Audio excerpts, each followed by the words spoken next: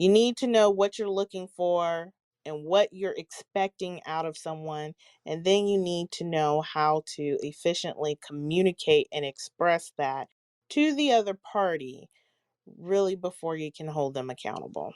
Welcome to Two VAs and a Mic, your guide to making money and serving your community. In our podcast, we'll help you learn about the journey of monetizing your skills and providing your services professionally, all from the comfort of your home. We also will talk to our business owners, authors, writers, CEOs, and solopreneurs who may use or benefit from using a VA in their business. Boil all that down to two VAs and a mic, and then mix them together with two different perspectives, flared with expertise. What do you get? Shantae Harris, founder of Shantae's VA LLC. And Lovely Brooks, founder of Lovely Occasions and Etc. LLC.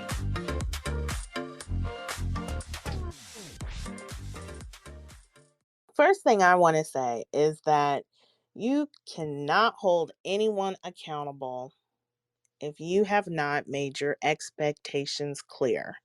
Those two things go hand in hand. There is nothing worse than a person who wants to hold someone accountable, but quite honestly, it's more like miscommunication. And the person's like, well, you didn't say that. That's not the picture I got. That's not my understanding. I wasn't aware. I mean, you can still hold those people accountable, but obviously that is a whole different ballpark, right? Because you're like, oh, well, maybe I just didn't communicate it well, or so forth. And then sometimes when you run into CEOs and business owners, they're not sure what their expectations are. And if they don't know what their expectations are, is it really fair for you to try to hold somebody accountable when you weren't really clear yourself beforehand? That happens a lot too. So it's very important that number one, we understand that all those things go together. You need to know what you're looking for and what you're expecting out of someone. And then you need to know how to efficiently communicate and express that to the other party, really, before you can hold them accountable. Otherwise, it's just more like saying some words that doesn't make sense. So, before I go into more of that, I just want to know, especially since we have Charles, do you want to go ahead and introduce yourself? If you guys popcorn style real quick, want to tell me your thoughts on just that first part that I said, because it is an open conversation. Well, good morning, ladies. I had to jump in because this is definitely a great topic, how to hold your VA or your team accountable. My name is Charles Higgins. I own Pinnacle AI. We are a digital marketing and advertising company that features software and done for you services. But I definitely agree with you on the expectations. You do have to have clear and concise expectations. Otherwise, there's really no direction. And it starts at the top. You can't hold your VA accountable if you're not doing your job. And a big part of that job is setting clear and precise expectations for sure. I love that, Charles. I'm going to get into more of the expectation because one of the things that I have found many times too is that some business owners, some CEOs are not sure what they expect. They may know what they don't want, or they may have an idea of what it doesn't look like, or a little peek through of what it should look like, but they're really not sure because we all think differently. You get that VA, you start building your team, and you can give one set of directions, but it really could be interpreted, four or five different ways. Especially the bigger the task, the more steps that you have. So what I wanted to do, of course, is take a portion of this to really talk about just how can you get to your expectations, or what does that mean? Because I don't want to be vague with that, because then people will be like, well, maybe she's right, but I still haven't gotten anything that's helpful or useful out of the conversation so I can understand what my expectations are. So one of them is just have your objective. What exactly is it that you're just trying to get out of it? What is just the end goal result that you want? Not necessarily the how to, but just what is your objective? If you're going to have a meeting, what is the point of the meeting? If you're going to hire a VA, what exactly is the main point of them? But we would say, what is their main role? What's their main function? What is it that we really want them to do? And part of this is you can think about your pain points. What is really ailing you as a business owner or CEO, or whichever way perspective you're looking at this? What is really the problem that you're trying to solve?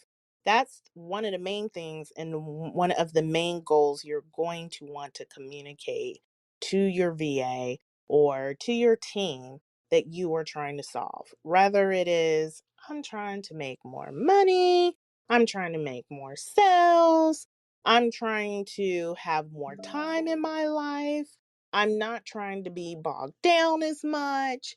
What are your main overall objectives? What are your main pain points that you want solved? Make sure you're clear on those things. And then that way you can express them to whoever's coming on so they have a better idea of what they need to do to be successful in your eyes. Also, if it is something such as a task, explain ideally how you would do it or how you see it going. Now, there are tasks that you really are very expert at. You know how you would do it, you know how to do it. It just takes up more of your time. So you just want someone else to do it. In those cases, you should have an SOP set up. You should have tested your SOP. This is how it works. You have very little room for gaps and things to fall through the holes. Now, there's other things that you may not be quite as an expert in. And in those, you want to make sure you have an ideal of how you will go about it.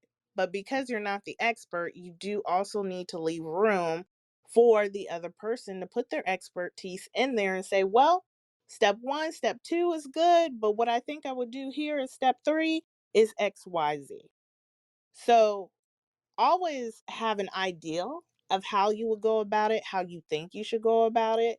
But if the reason why you're bringing on this person is for their expertise, you do want to leave them room to actually put in their expertise and put in their information and how they would do it or how it has been successful for them, because that is one of the main reasons why you are bringing this person on.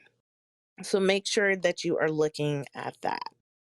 Another thing that I find with expectations is just communication. People have different communication styles. I have had people come to me and say, I want someone who's very good at communicating. What does that mean? I mean, what I perceive as a person that has good communication and what you perceive as somebody who is good at communicating can be two totally different things. So you have to get that specific on what it is that you want. Do you need someone who has good turnaround time? And what is good turnaround time? Does that mean you want someone to get back with you during what is the norm business hours within 24 hours, 8 hours? What does that look like to you, basically? How do you like to receive feedback? Some of us don't like to receive feedback all the same kind of ways, and we don't receive it the same way. So sometimes it's actually good just to ask somebody, what is the best way for me to give you feedback? Some people may be like, you know what, I need you to write it down and send it to me first, and then we can follow up with a meeting. That gives them time to digest it where they don't sit here and feel like they're being attacked. Some people just are like, it doesn't matter to me. I want you to just tell me as soon as possible so I can fix it. But in this world of business, you're going to be able to receive feedback. And I do find that it's very helpful if you ask somebody, what is the best way for me to give you feedback? Because our intention is not for someone to be so in their feelings that you have to put a pause on your work, but you do obviously want to be able to tell them XYZ may not be working for me. what are some solutions we can do? And just depending on the personality traits that you have, it could go in so many different ways. So I do feel like that's an important conversation to have with your clients or with your new team member. Some people know, some people don't know. And if they know, they will tell you. And if they don't know, they may be like, I never thought about that. And if they don't know, that's fine. That's something you can watch out for, because as you have to give constructive feedback, then, you can just kind of pace that and see. And it is a two-way street. So both parties really should know what's the best way to give feedback, because sometimes the way they give it to you is not the way they want to take it. So I want to stop Surely is there. not. Surely I, is not. right. So don't make the assumption that, well, they give me feedback, right here in the meeting, or they give me feedback on this paper, and just assume that that's also the way they like to receive it, because that's just not true. So even though that's kind of I think a lot of people say a left field question, it is a question that sometimes I like to ask, just so you guys can keep your working and professional business relationship, good when it comes to those type of conversations. I agree with learning who you are teaming with and who your VAs are, right? You have to learn their personality. Everybody, as Lovely stated, communication is different and can mean different things. I'm a direct person. If I am doing something wrong, I just want you to tell me. I don't want to beat around the bush, or, I mean, I'm here for constructive criticism, but I know I'm just a straightforward person. But if I bring on a team member, I know that I will have to dial it back a little bit until we got to know each other to see if our personalities can relate, for me to be as direct as I am, or for them to feel that they're comfortable enough to be direct with me, right? I'm a pretty laid back person, but I still receive things and just, Shante, no, don't do it like that. If you try it this way to be better, right? Where somebody else may feel that's harsh. So I definitely agree with that type of communication. Okay, I'm going to touch on the next part, which is just flat out logistics. If you're going to give a task and you say, hey, I want you to do this task, and that's your expectation, you need to give what some of us would think is just obvious, but you need to give the due date. When do you expect it back? You also need to give some type of idea of what you're expecting the quality to be. Whether that's, here is a past presentation that I've used before, here is a past website that I've had, look at this material, but just so they have an idea of what your quality is as well as your brand. Those, I feel like, I want to say most of us don't have those issues, but there still may be people out there who's just not aware that you can't just say, hey, I need a website, and then that's it. you know, Hopefully, if you are getting someone for that, they have enough experience to kind of guide you through those questions if you're not even sure where to start to answer. But you need to have that feedback. There's more than just, I need a website, you know? How much do you want? What is the website going to be used for? What is your branding? What is the purpose? So, all of these questions, so you can actually get the result that you're hoping for, and you can hold them accountable. So, I want to keep tying this back to accountability, because I don't want people to just pop in and be like, okay, well, she's not talking about the accountability. Right now, I am talking about how to make your expectations clear, because I feel like that is usually one of the issues with the accountability. A lot of things are just miscommunication, or people had different expectations and there was assumptions made, but they weren't on the same page. Now, once you know somebody was on the same page, you have given them those tools. Now you can really hold them accountable, because you know they had the tools. You've left space for communication, all of those things to start holding them accountable. So we will be going back into that part. Another thing is to go along with your accountability is the technology that you use to communicate. I'm not sure if that's another topic that you were going to go to, but I do believe you need that technology, right? Because you guys have to communicate one way or another. I know I use ClickUp. So in ClickUp, I can go in and I can see what if a team member is on, if if my VA is on, my intern is on, and I can see if they went into a task, right? Because you do have individuals that just come in and they're not sure.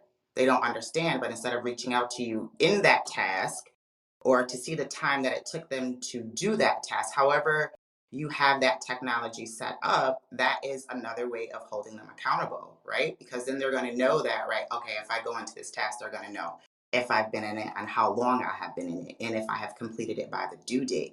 So I do believe the technology is very, very important as well to hold them accountable.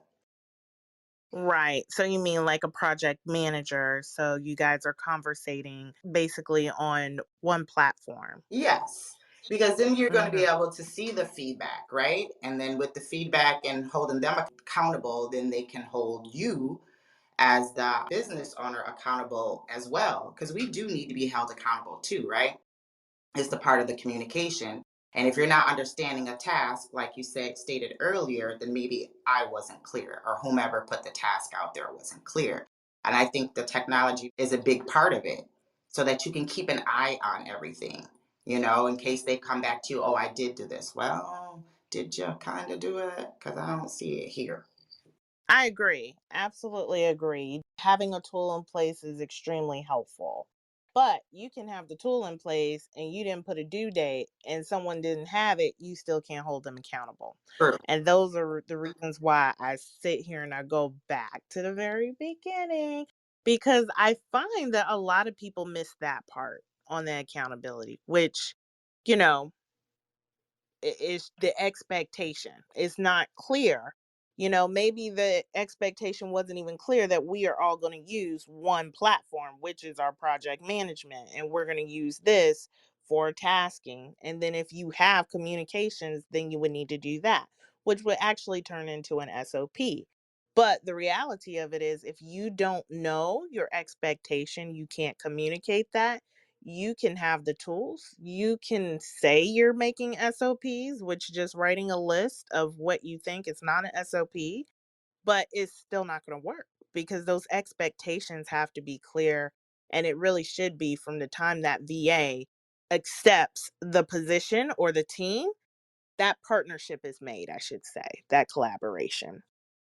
But I would say, yes, technology is wonderful, and those tools have made those things so easy to streamline. And I think that's very helpful.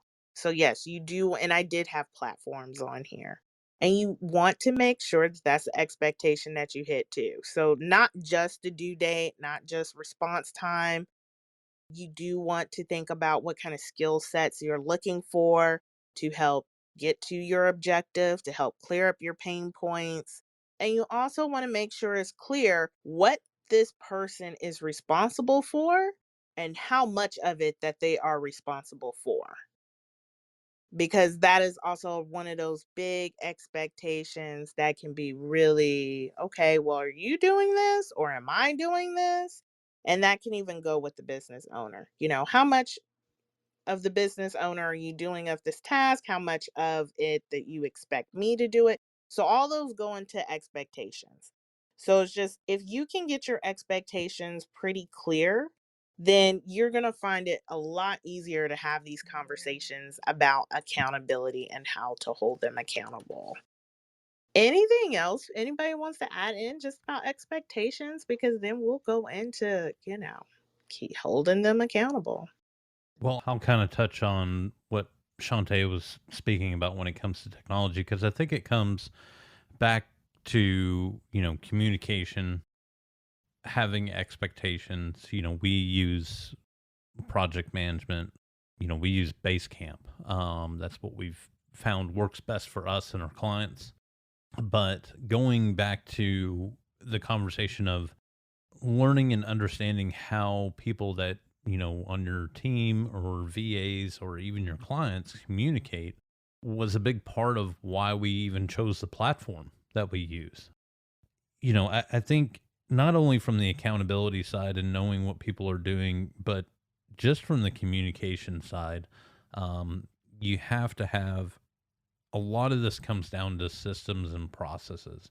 You have to have systems and processes in place. Otherwise, you can have all the expectations in the world and you can define those, but if there's nothing to kind of keep it all together, the system is the glue that kind of holds all the different pieces together. And I think that's one of the early things that you need to figure out as you're trying to grow a business or start a business is you really have to have, that's kind of your backbone. That's the foundation of your business, is having a system and process in place.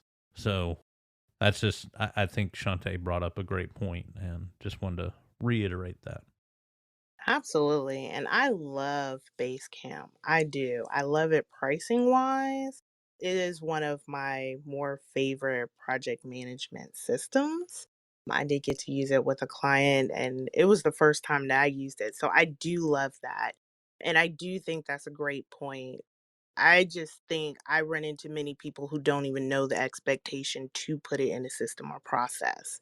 But I do feel like once you have that foundation of knowing what it is you want, systems and processes is extremely key. It goes back to that, what can you eliminate? Then you automate, then you delegate. So I 110% agree with you there. And I do think it's that nice glue or bridge. So when you have your VA or you have your team, it helps hold everything together. But yes, so after you got your expectations and you're understanding the system you want to use and processes, then we want to have that conversation about holding your VA and your team accountable. And the reason why I say this is because I like to feel like I've given everybody their opportunity. We've clearly stated what we're looking for. We have a system in place. We have, all of this. So now, after you have put your expectations out there, is clear, they seem clear, you have had your systems, your processes in place to make this streamline. Now, how are we really going to hold them accountable? So I would say you should have some way of also measuring how successful your team or your VA did to either help your pain point get clear, help the objective, meet your goal, basically. This can be qualitative, this could be quantitative, but you do need to have some type of way of measuring the success of your team member, your VA. And I think that is also very important. So that's another system that you would want to try to develop to see, okay, I hired this person for XYZ reason. Is my reason being met? If it's a revenue reason, that's usually pretty easy to measure. Hey, are they bringing in the sales that I wanted? Which, there's some other stuff we can say about that. It's not always black and white. But for the sake of this conversation, are they bringing in the sales that I wanted? Are they alleviating XYZ amount of time that I was really after? Am I able to just leave my business and know that it's not going to just come crumbling down when I come back? So all of those are different ways that we can actually measure the success of the collaboration that we have partnered with. So you need to have a way of measuring. Once you have a way of measuring, then you can start holding them accountable and it doesn't seem so personal. I'm going to just put that out there. Because I feel like if you don't have a way to measure, if I was to go to Shantae and just say, I'm not feeling this anymore. And I don't really have any quantitative reasons. I mean, you can always end a contract for, in most cases for any reason, but, you know, it will be a lot better way to go through what I would say your next system, which is your disciplinary action process. They know it's coming, they know what they can work on. They can know if you just weren't a fit because for whatever reason you guys just aren't getting clear, even with all of the steps of the systems in places, the expectations, you're just still not getting clear. But you want to have some way to measure so they can also feel good. I know I want to feel good, like I'm bringing the value that I said I was going to bring, and I want to have some way of measuring that as well. I want to be able to use those measurements, for testimonies, for other ways that I can help other potential clients. So there is some way that you want to put a system in place to start measuring basically the return on investment on that virtual assistant or that team. And me particularly, I am a big fan, which I know everybody isn't, but I am, of disciplinary action process. I think this goes back to different learning styles. I know there's some people that they just like to tear off the band-aid. There's some people who is kind of not very clear about it. But I don't even like to call it disciplinary action, but I mean, that's really what it is. But I do like to basically, you know, if you just came on within a month or 90 days and you didn't already did the three strikes or out, I want to be able to conversate with you on that, even though maybe we is said in a very understanding manner. But I also, as a business owner, want to have space to be able to give feedback. I think we're often looking at it just from one way, but as a business owner, you want to be in a position where you can give feedback. You want to be in a position where you can give critical, constructive criticism, and you can give room for a person to also, you know, give it to you as well. But I like to have a process in place when I know that this needs to be communicated because I don't feel like my expectations are being met, where they can also have room to give me feedback, and then having next steps, okay. So, what we're going to do to try to resolve this issue is XYZ. Try that.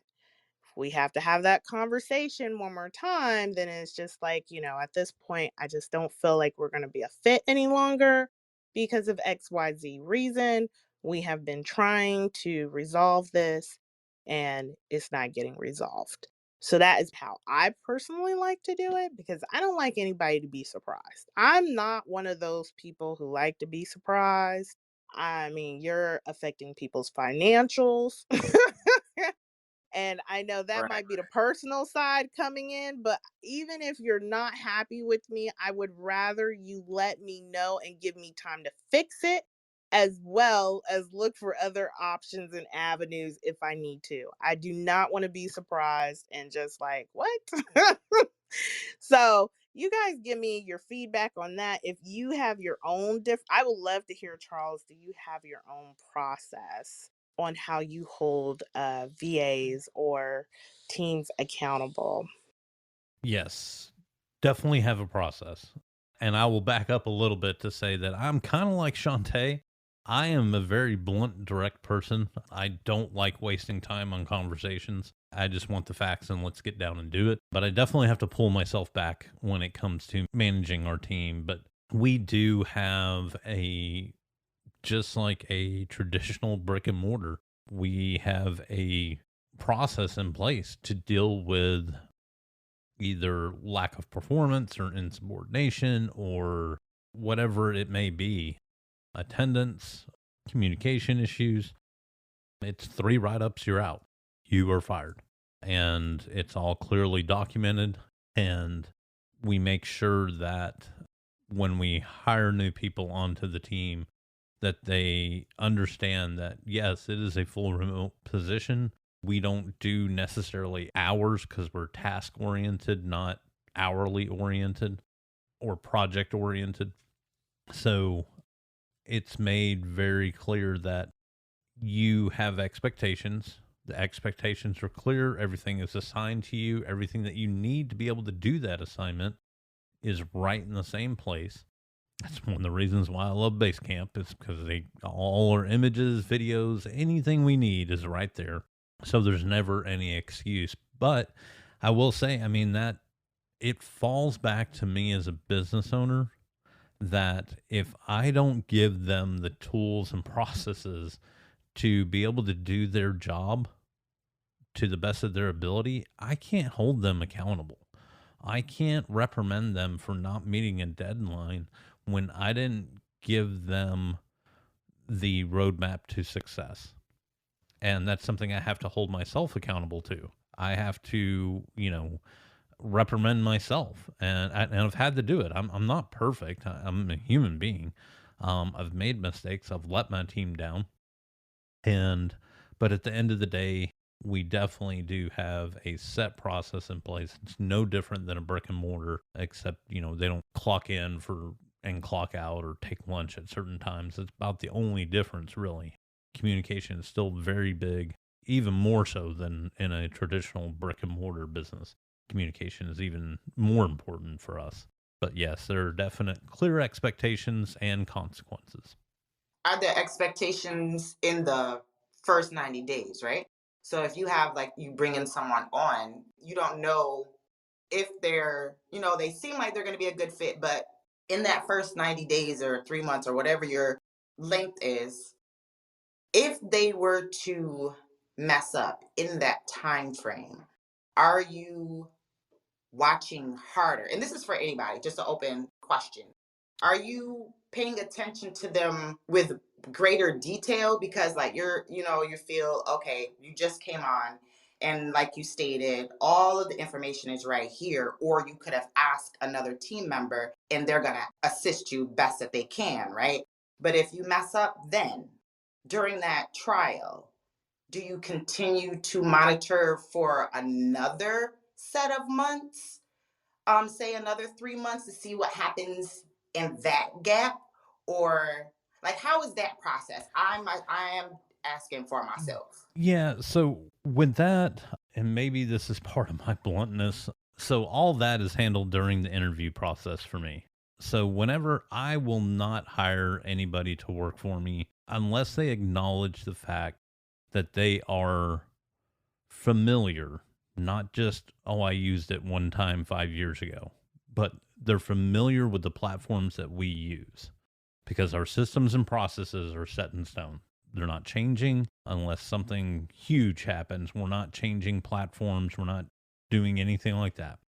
So during the initial hiring, the interview, I make sure that they're familiar with our CRM platform. They're familiar with our social media management platform. They're familiar with our project management platform, and that they have reliable internet and are able to make, as long as they have internet, we provide them with their own phone and everything. So they understand that they are expected to be able to use these systems efficiently. And then it's clearly set out in their employment contract what their expectations are for their job. And it's not very elaborate because everything is, if they understand how to use Basecamp and they are familiar with Basecamp, they understand, and we tell them that we are a project and task centric company. We don't log hours unless it's like a special project that has to be done hourly. But 99.99% of the time, we are project and task based. And they understand that they are required to meet their deadlines for those tasks and projects. No ifs, ands, or buts about it. If their internet goes out, then go find a McDonald's or something and go get internet. I don't care what you have to do. That's not my problem. When you sign on to this job, you're committing to this expectation.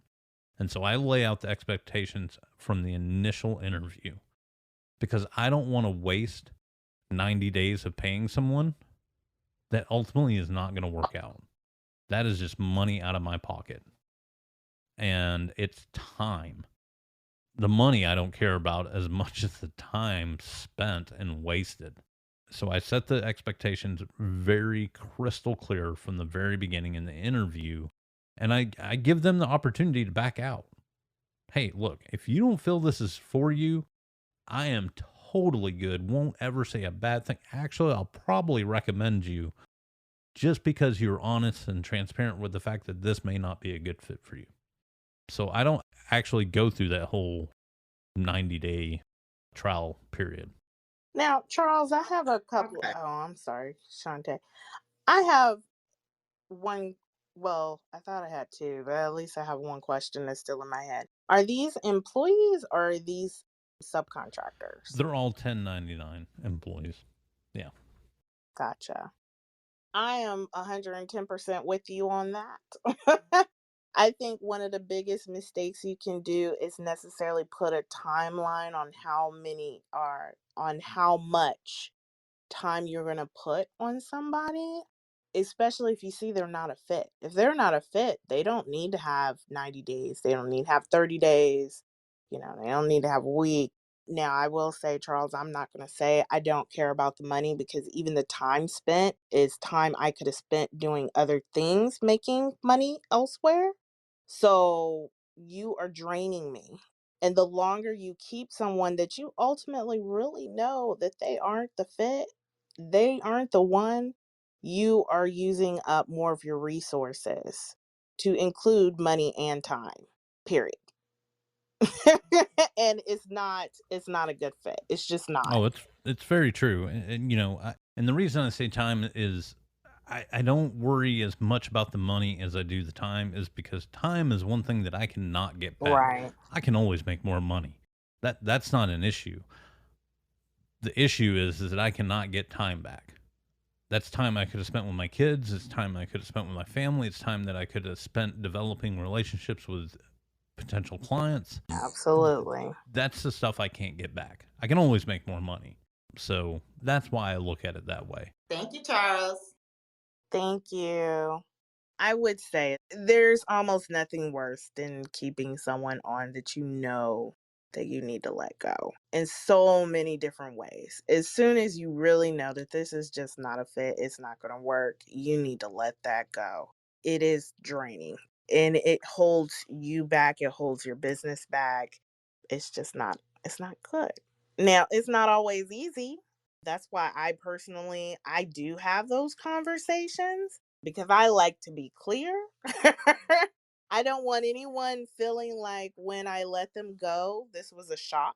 But that's just part of my transparency. And I know that there are some people who are always like, I don't know if I want to do that. I want to make sure I'm prepared. But I personally just feel like if you are prepared enough and you know enough where you're able to go out there and you are looking for other people and other VAs, then they should have the same right to look for other opportunities as well. But that's just my personal thought on that. And trust me, I know other people definitely look at that all different ways. But just my personal thought. I do not want you to be surprised.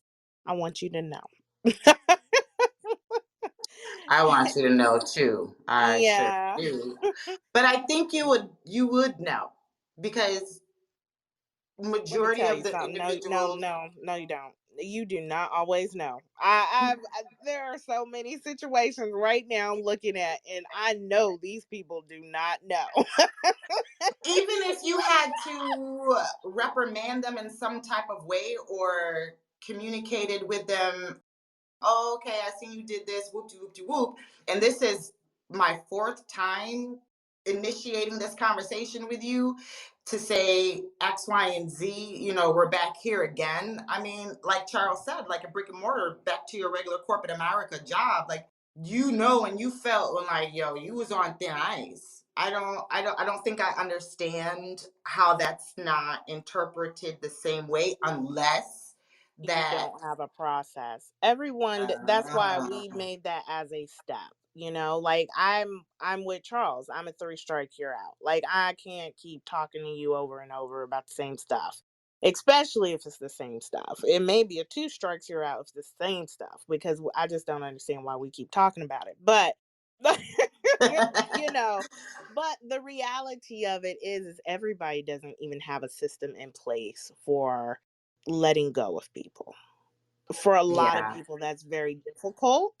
And I would be lying to say that it's not difficult, because it is difficult. And I think the closer you are with that person, the more difficult it is. But the reality of it is, it's just you have to make business and personal somewhat separate. And when it gets to that point, you have someone personal. I think we brought this up, Jennifer, that you're, someone personal that may be working with you or so forth. This is where it can get kind of sticky, because there may be a point where, I don't care how well you know that person, it's just not a fit for your business. And it's got to be about your business first. So, yes, have that disciplinary action process. Now, is this outlined in the, not onboarding, I don't think, but in your welcome packet? Do you have these expectations for clients or team members in that welcome? Okay, so there's a section in there that states this is what happens if you don't do things accordingly, or there's 1 2 3 strikes you're out, some type of wording. Do you understand what I'm saying? Is it stated Yes. clearly? Is that something that needs to be in there so that they Well, understand the first time I come at you, you already know you got 2 more times from reading that paper that you agreed to. Okay, you read it. Now, if I have to come at you again, almost like mommy and them. However, is it there? And then how do you hold the accountability if team member or client did not receive any such information? well, you know, this is where I'm sure Charles would bite my head off. And I hate to say this, this is where I will admit it, my hypocrisy lies. I feel like sometimes things are on a case by case basis. And this is also part where we need to make our own boundaries as business owners. So I'm going to talk about the team or your VA first, okay? I would, first of all, what he was talking about is when they're hired, you should have a very clear, what I know it as, scope of work. That is not just your role, but the expectation of what your role entails. And I do have templates of it, and it is so detailed. It is so deep. I learned this from one of my clients. Girl, it will give you a headache, but trust me, about time you get done. I mean, if it is your job to put the periods at the end of the sentence, it's in that scope of work. So you are very crystal clear about what it is you're responsible for, what it is your role is, so forth. Now, I would not put a disciplinary action necessarily in a welcome packet, because I'm not sure I want to be welcomed like that. you know, But isn't that part of setting the boundaries? it is. You could definitely put it in there. But for me, maybe you want to have orientation. This is just me. You can definitely put it in your welcome package, Shantae. I'm But just like I curious. said, for me, I don't want to be welcome like that. I don't want to be excited that I'm coming on your team. I'm working for Shantae's VA, and then you gonna talk about, now look, lovely. If I gotta come to you the first time, we got problems. Now the second time, I'm already tired of you. The third time, you already get your stuff and get up out the door. So it's But each individual is already programmed like that, coming from a That's regular not job. true. That is not true. And those are the assumptions that we have to throw out. Everybody Okay. thinks differently. Everybody is not programmed that way. Everybody is not coming from corporate America. Everybody's doesn't have necessarily that experience. So you Okay. do want to keep that in mind.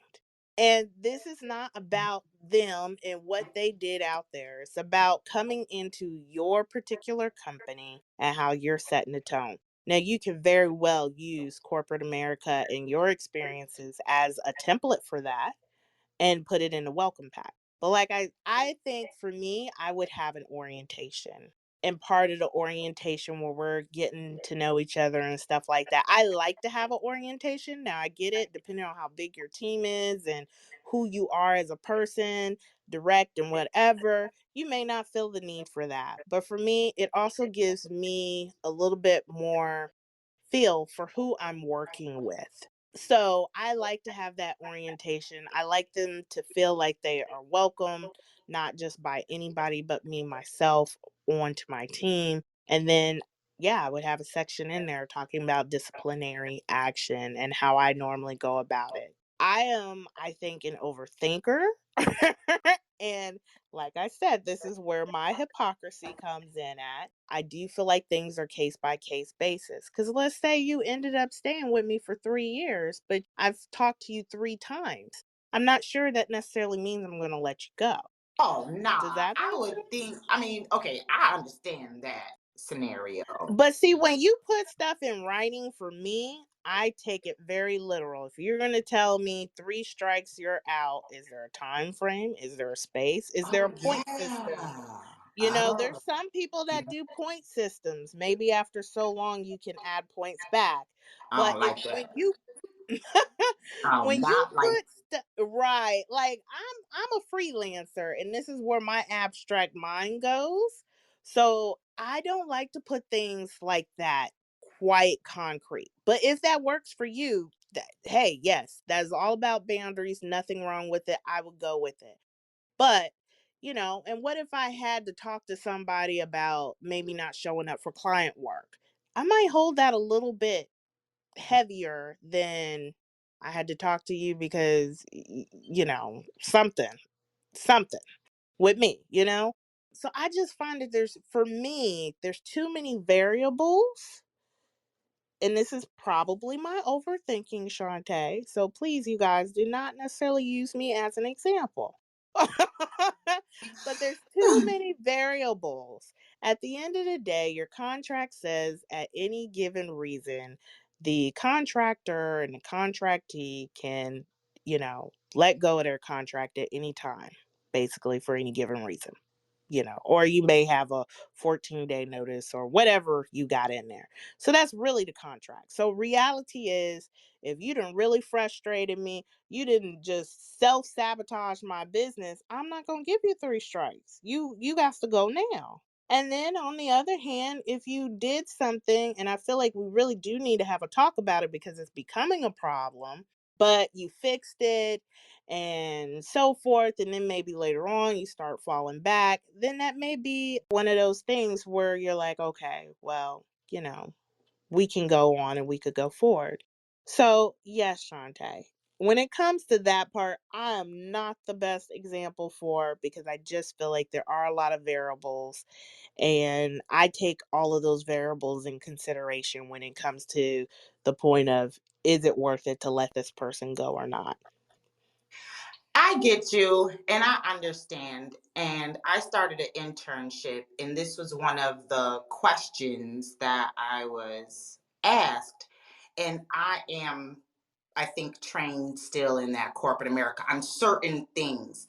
So I was like, ooh, I don't know. So I figured I would ask because I want to be able to help whoever chooses to join my internship on all different viewpoints. So I was just curious. I was just curious, but at least I have something to go back with and something to reflect within myself because I do have it in there, the disciplinary.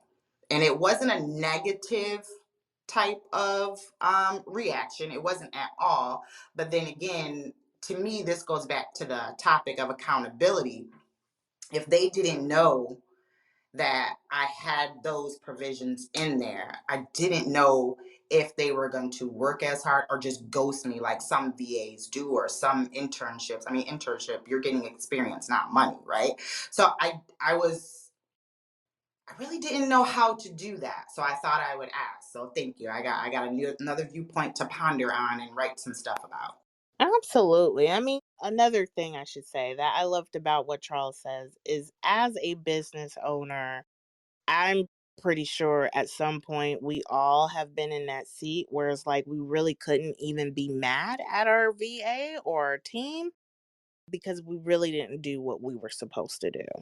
And that's why I love to drive expectations and really thinking about what you're doing first before you even start putting it into a system and processes, because a lot of people, a lot of business owners, they don't know.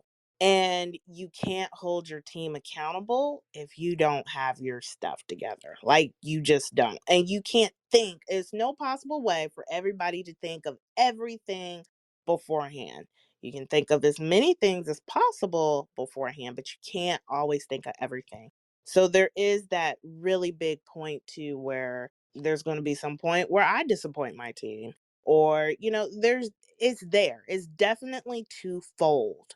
So I also like to think, even though I know it's still different when someone else is paying your invoice, but I like to think that I can get that feedback as well, especially if it becomes an issue for my team. So you want to allow it. And that's a big difference between having employees and freelancers. So I also want to put that out there, because there has to be an understanding that you can't just do everything that you did in the corporate world, because most people aren't trying to start businesses and be their own boss and be a freelancer because they want to work like they did in the brick and mortar.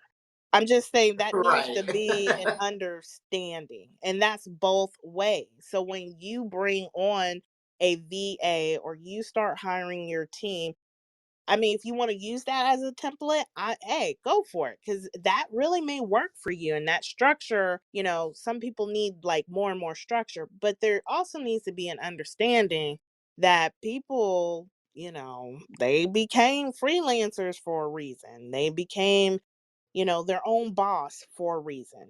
And that needs to also be understood in there. So that's why there's always a way to word things, though, Shantae. I will say that. So you can say, is an example of a template that we use for disciplinary action. However, everything may be done on a case to case basis. There's always a legal way to word stuff. Boom. I ain't have enough time to put my explosive emoji out there before I came hmm off. But Yeah, yeah, but you okay. can definitely put that. But things in writings kind of makes me nervous, especially if because I'm just such an extremist sometimes. And I've been, I don't know if this is good or bad, y'all, but I've been in enough legal situations to know that you do not play with words. And then you At definitely all. don't play with words when it's in written and when you write them down. So you need to be careful about what you write. Do not just think, oh, well, they'll know what I understand or what I'm trying to say, because that's just not necessarily true. And those words that you speak and definitely wrote down can be held against you. Yes, they So, can. Cause when it was brought to my attention, I'm like, what you mean?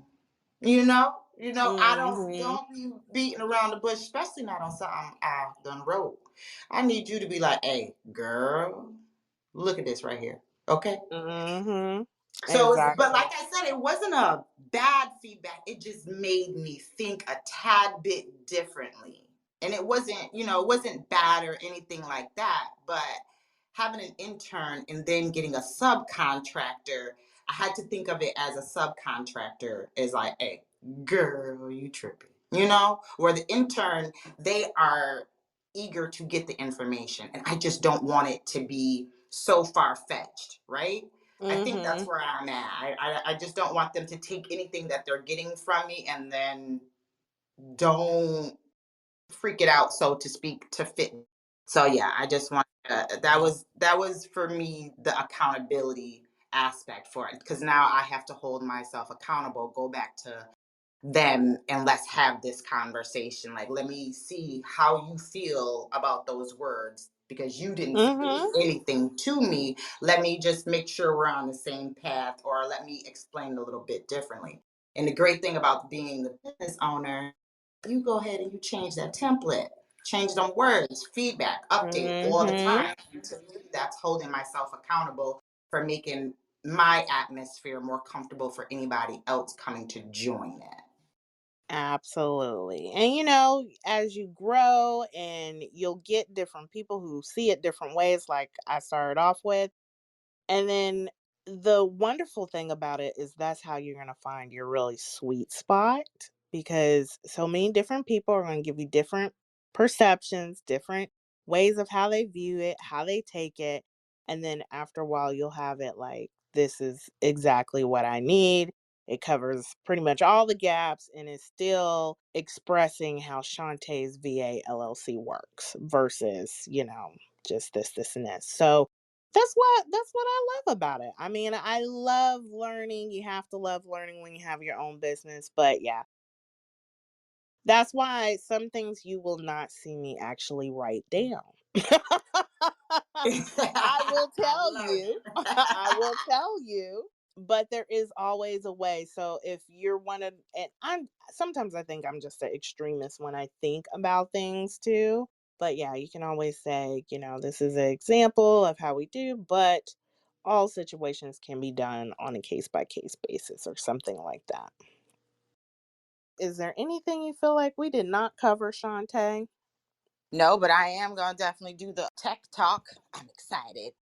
Yes. I mean, off record, we'll talk about that because there's this person, and they just like, well, how many systems do I need, and why can't we use this for this, and why can't we use that for that, and why can't?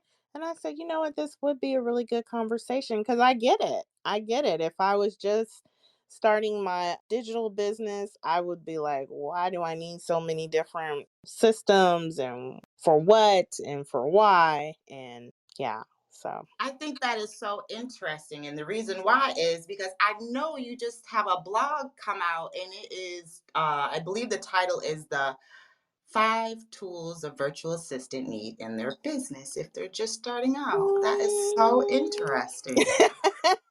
I love how you just be throwing that out there, and Jennifer be just doing the little spokesperson, hype person. And, uh, they're not, set up for this, y'all. So I have no idea what blogs be coming out. I just get told that they're very good. So definitely make sure you go by and read those blogs and see how all that's going. Okay, so if there is nothing else, did you ladies want to share anything that is going on that you are doing? As always, you can check out any books that I have on Amazon. I should have some new ones coming out by the end of the month, Lord's willing.